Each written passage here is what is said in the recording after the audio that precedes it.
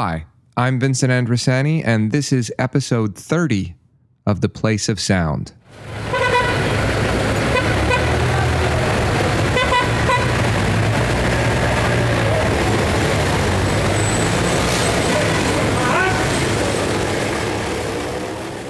Thanks very much for tuning into this episode, and thanks also to those who've been following along through the last few episodes of the show. For those who happen to be listening in for the first time, The Place of Sound is a show that explores the theme of space, or the social geography, using sound and listening. We do so through a variety of audio media production formats, so you can expect to do a few different types of listening in a single show. Episodes consist of what we refer to as audio portraits, or oral history-style interviews that explore the topic of home. Soundscape compositions, which use everyday sounds to communicate the personal and social significance of a given place. And we typically end the episode with a short documentary-style piece that explores the place-based identity of the producer. The aim with these particular projects is to allow the producer to think about the places that made them who they are today.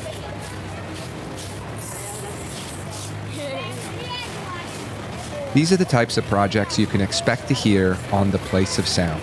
And in this episode, all of them were produced by students here at Carleton University. They're what gets produced in COMS 4501, Digital Media Production, which is a fourth-year workshop course in the Communication and Media Studies program.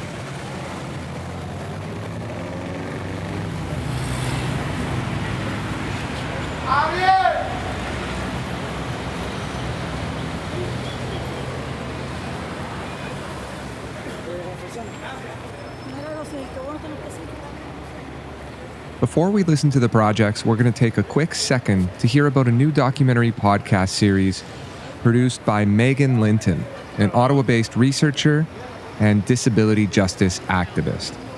The series is called Invisible Institutions, and it explores the injustices of large-scale state institutions and their effects on those who are labeled with intellectual and developmental disabilities. So far, there are 4 episodes in the series, each of which opens up a different chapter about the history of institutionalization in Canada, showing the ways that this history is still very much with us in our present moment. It's a timely production in light of the pandemic, and it raises questions about the ways that we do or do not care for the most vulnerable people in our society. The following is a trailer for the series, which is available wherever you get your podcasts. To learn more about it, check out invisibleinstitutions.com or follow them on Twitter using the handle @INVinstitutions.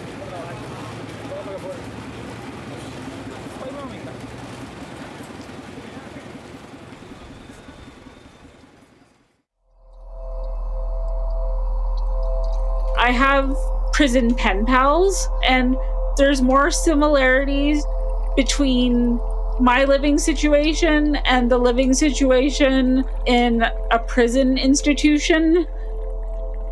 It was like a prison, and I know that sounds hyperbolic, but it was. We were basically locked in our rooms, completely alone. Introducing Invisible Institutions, a new documentary podcast exploring the horrors of large-scale state institutions for people labeled with intellectual and developmental disabilities in Canada. The host and creator, Megan Linton, is a researcher and disability justice activist investigating the unreported and invisibilized horrors of the institutional system. Join her on her journey to the grounds of current and former institutions, including interviews with survivors, community activists, and experts, as they work together to expose the exploitation, isolation, resistance, and survival facing people labeled with disabilities. We want people!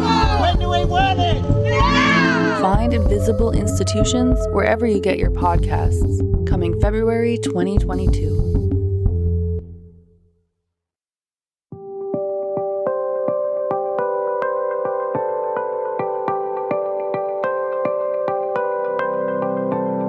Okay, on to the projects. In this episode, we're digging into the archives and we'll listen back to work produced in the winter of 2021, some time ago. This collection of projects consists of 2 audio portraits and 3 soundscape compositions. 5 projects in total. The first project is an audio portrait by Riley Duns titled Embracing Nationality, Finding Community. It consists of an interview with Riley's Aunt Clara, who discusses what it meant to be a newcomer here in Canada after having moved here from Hungary many years ago. The second project is titled Home is a Feeling by Hannah Kalmisto, who interviewed her childhood friend Natalie. In it, Natalie discusses what home means to her, having grown up in Aurora, Ontario, and in light of her plans to move to New York City to study law.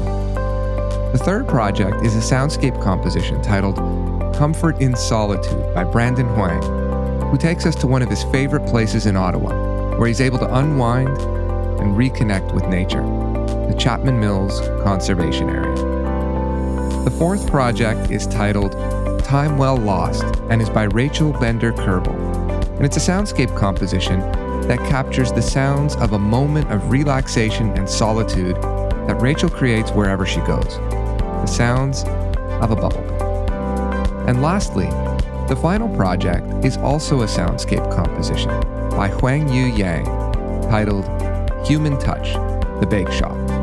Huangyu takes us to a bakeshop nearby his home that he visits frequently, and it's one that has a very special meaning to him.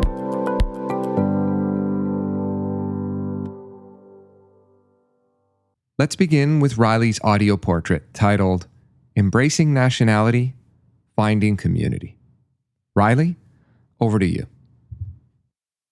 Hey CKCU listeners, my name is Riley Duns and I'm currently in my 4th year of the Honors Communications and Media Studies program here at Carleton. In this audio portrait, you'll hear from my special guest, my Aunt Clara, who discusses home and what it means for her. My aim for developing this audio piece was to produce a crisp and concise narrative, and as a final product, you'll learn Clara's historical sense of home through her stories that capture pivotal moments throughout her life. Thank you so much for taking the time to listen, and I hope you enjoy. By the time I was 3, I had been in Hungary, where I was born. I had been in Austria. I'd been in Britain, in south of London, for 6 months, then in Ireland for about a month, and then was flown to Canada, to Edmonton, where we stayed in a refugee camp, and then finally to Vancouver. And my parents really kept the cultural and the love of Hungary alive, like really within us. So they would always say to us, I have 2 younger sisters, and they would always say to us, girls, we speak Hungarian at home, although we were really speaking English most of the time. But so I grew up with all of the cultural, sort of all the events and what it means to be Hungarian living in, the Western world. So at times it was hard because it was a strict upbringing. But I knew that I really had this kind of like life that I knew about. And I had been to Hungary for the first time in my adult life in 1968. So I was like 16 at the time. And I couldn't describe it then, and I still can't really describe it now. But being there, you almost can't verbalize it. It's a feeling inside that you belong there, that this is me. It's a part of me. And everything made sense to me. When I moved to Ottawa, it was in 1979, and we were coming here for just 1 year, but we're still here. So I started going to Mass at a particular parish that was close to where we were living. And I'm still a member of that parish because it has really become my spiritual home. So I drive a lot farther to get there, but it's because I want to be there. Well, it's interesting. It's an interesting question because now we're living in COVID. We're not going to Mass now because, there's no church services, but our parish has a Zoom Sunday liturgy. in which I participate. And I didn't think I would at first because I'm kind of an introvert, really not a big extrovert.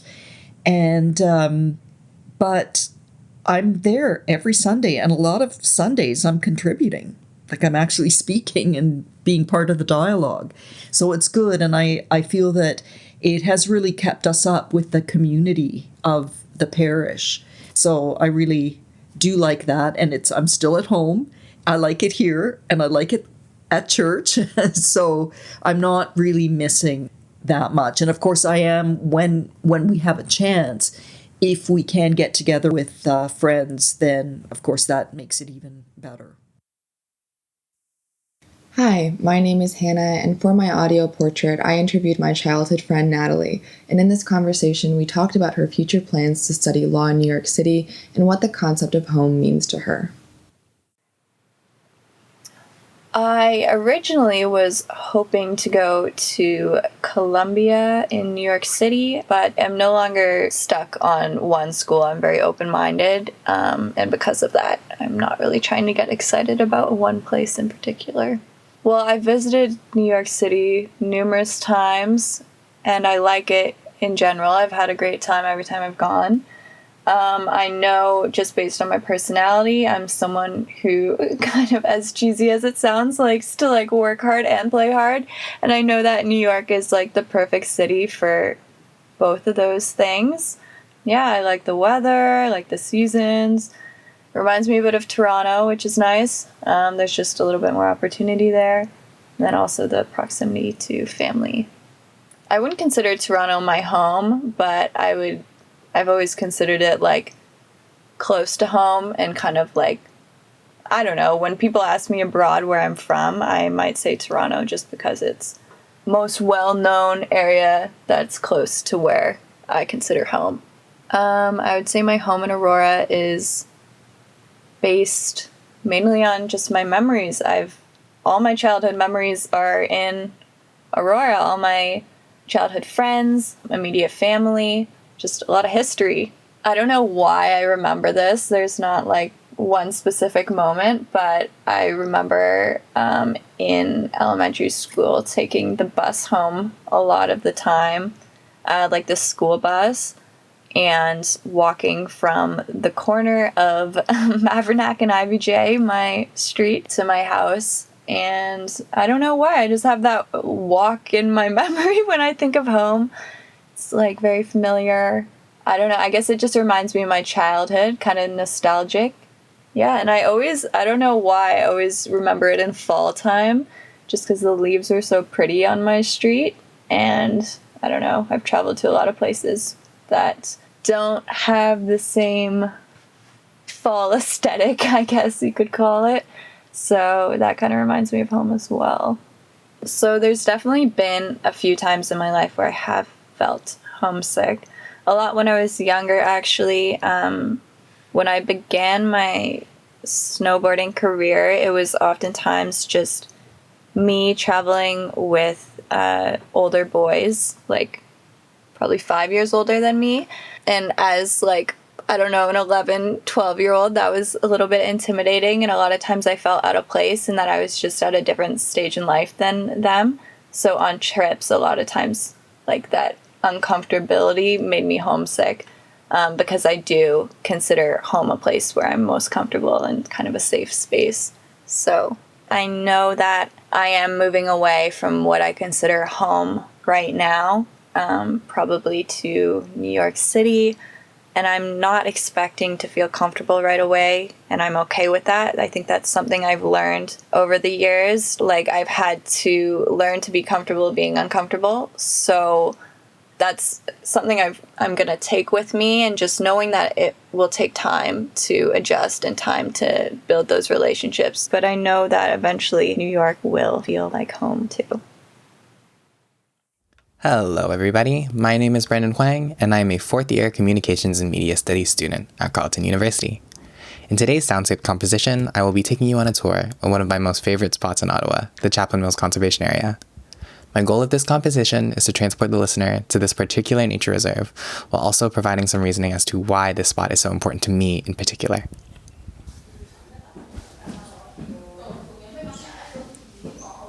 It's a crisp, snowy Friday afternoon in Barhaven, and a group of my aunts are gathered at my house to visit my parents like they do every weekend. Being raised by Chinese immigrants, the sound of loud Cantonese and banging pots and pans is a pretty regular thing for me to wake up to. As a kid, we would have mini family gatherings every weekend if everyone was free. My family would gather together in the kitchen, and everybody would help cook. My aunts would also come over every Monday night like it was poker night, but instead of poker, it would be mahjong, and instead of drinking beer, my mother would make green tea for all of my aunts. I've heard these sounds since I was a fetus in my mother's womb, so I'm pretty accustomed to the noise, but there are still some times when all I want is some peace and quiet to myself. The idea of solitude is something that I always found comfort in. Being who I am, I tend to have a lot of thoughts that race through my head, and it's been like that since I was young. Even as a teenager, my mind has always been busy, making the noise at my house a little too much sometimes. This often prompted me to explore the neighborhood, leading me to find one of my favorite places, the Chaplain Mills Conservation Area. This place holds a lot of memories for me since I discovered it in high school.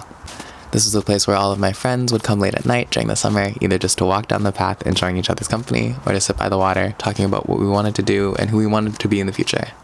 It's a place where I could be alone and just cry my eyes out with no judgment. Being in the suburbs, the conservation area was not completely isolated from city noise, but that doesn't take away from its charm. It's the perfect balance of nature and urban environments for me. In the winter, the path is covered with snow, and the lake is slightly frozen over, but you can still hear the sound of running water. The sounds of cars driving by can be heard in the distance as the path is next to a main road. As I walk through the path, I hear the wind blowing past me, and the sound of my shoes making prints in the snow. These sounds greet me with a sense of familiarity, reminding me of all the time that I've spent just sitting by the water as I approach my favorite spot, which happens to be right under a bridge, making the sounds of cars passing by even louder. As I situate myself on one of the rocks, I look into the lake and gaze into the water for just a minute. This is where I came when my father was in the hospital when I was a teenager. At the time, I was constantly around my family, but I had never felt more alone. Even though I knew everyone meant well and was concerned about my well-being, I was also aware that they were all dealing with the same situation themselves. When the noise would become too much, this was the only place I could come to be alone, and listen to the birds chirp while reflecting on how I felt. The sounds of cars driving by was just enough for me to drown out the constant stream of consciousness happening in my head, and just focused on the little sounds. It was just quiet enough for me to reflect, while also not letting my mind wander too far from the beautiful scenery in front of me. The situation led to a light smoking habit, but provided a lot of clarity for my emotions. Looking at the lake while being under the bridge reminds me to allow myself to slow down and take in the environment around you. Even if you are hurting, there is so much around you that is beautiful, and even if you are not okay right now, everything will be eventually.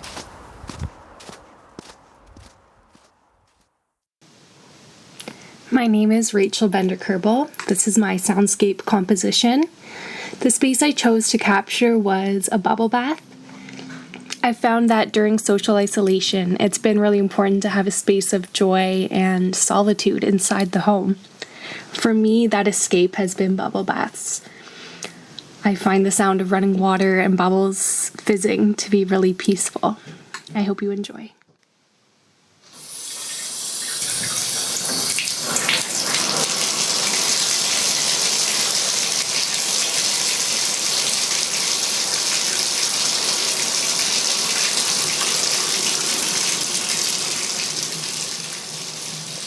For me, a big part of COVID-19 has been finding joy inside your house wherever you can. It's like creating a space that feels like an escape and a solitude. For me, that's become bubble baths. It's the feeling of warm water on your skin, bubbles fizzing on your fingertips, and music flowing alongside you with the water.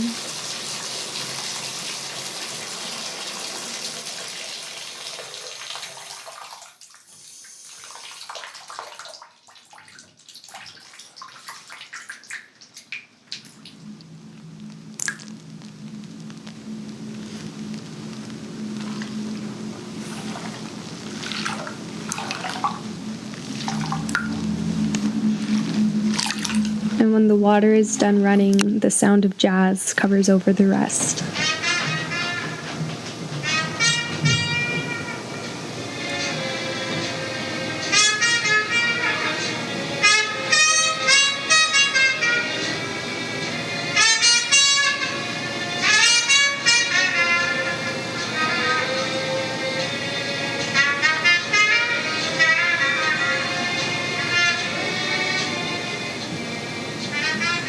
And when the music stops, I hear wind chimes blowing in through the window from my neighbor's porch outside.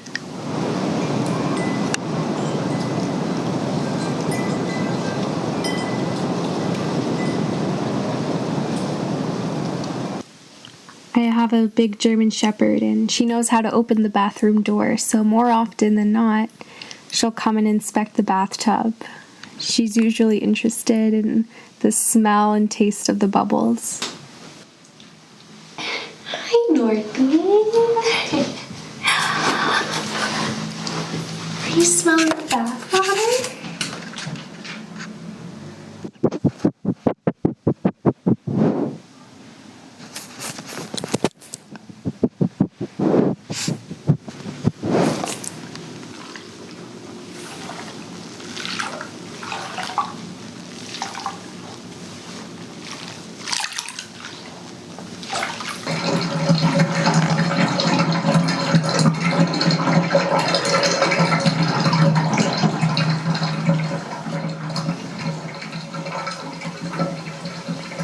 I go back to my day feeling calm and soft. My skin is pruny, a testament to the time well lost.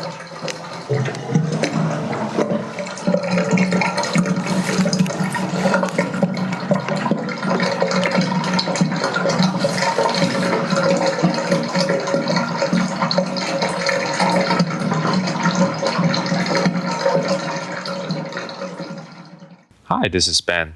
The location I choose for the composition is the bakeshop near my home. I find out there are quite a lot of different kind of sound in that space. The coffee machine, the chatting back in the kitchen, also the music they're playing in the shop. The reason that I choose this location is that because it's just a lovely small bake shop. I visit it 3-4 times a week, I'll say. The staff are friendly and it's a great place, but also it's also impacted by the COVID as well. Overall, I really like that shop. I like the small bake shop near my home. They make delicious spicy chicken rolls, pastries, and yogurt. But I have to walk a short distance before the meeting with delicious pastries.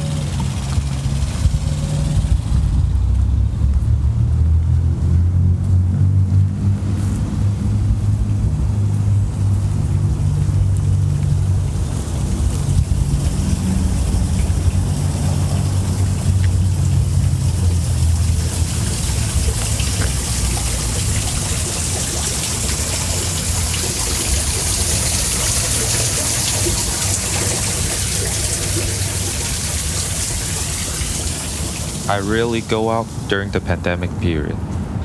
This bake shop is one of the few places bring me a touch of sweetness during the pandemic depressing atmosphere.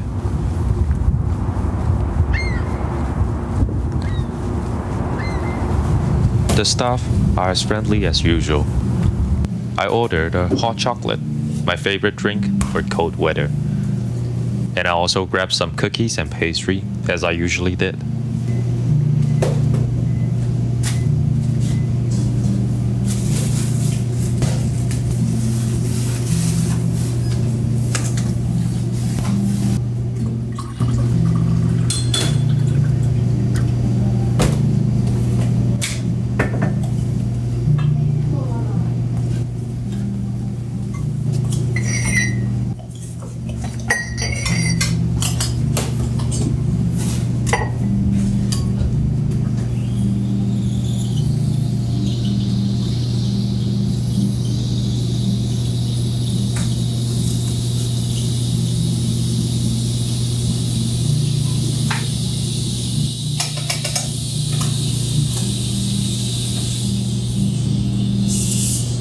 The pandemic brought great changes. I can no longer sit in front of the store, enjoy iced coffee and chicken rolls like previous summer.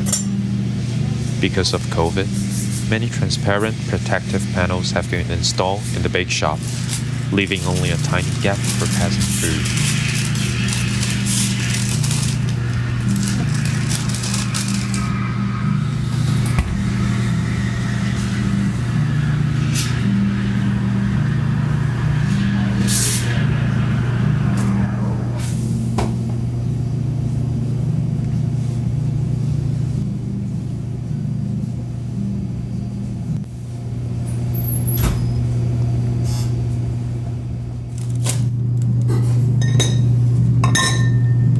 delicious food, friendly staff, this family-run bake shop is one of the sweet part of my daily life.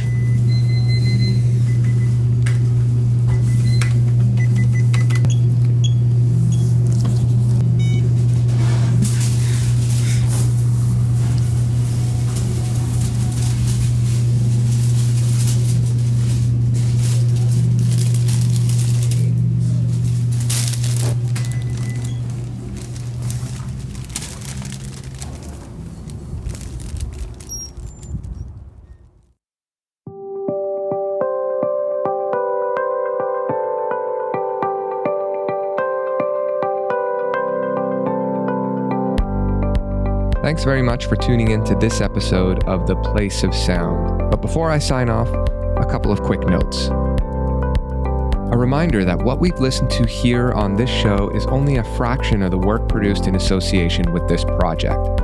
If you're interested in checking out more, have a look at theplaceofsound.ca, where you're not only able to hear this audio work, but also see some of the original photos and the writing that students produce to go along with the audio.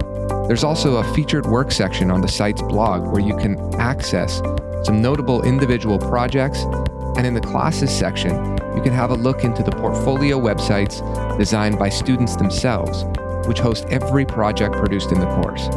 And lastly, under the Listen link, you're able to access the show's archive and listen back to any episode of the show you'd like to hear. But in the meantime, keep your ear out for upcoming episodes of the show, which air on CKCU Radio every other Monday at 6:30 p.m. Until next time, thanks for listening to The Place of Sound.